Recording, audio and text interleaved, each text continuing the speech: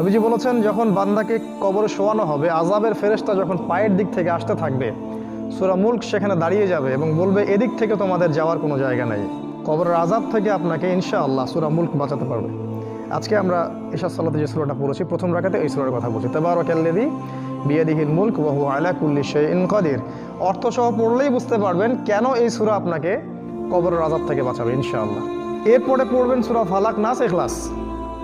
3 বার করে পড়তে হয়। হাত দুটোকে একত্রিত করে নিয়ে ফু দিয়ে মাথা থেকে গায়ের যতদূর পর্যন্ত পারেন মাসাহ করবেন। এই কাজটা কেন করতে হয় জানেন? কারণ যখন আমরা ঘুমাই তখন শয়তান আমাদের ঘাড়ে 3টা গিট দেয়, হাদিসে আছে না? প্রথম গিট দিয়ে বলে যে ঘুমাও, তোমার সামনে লম্বা রাত।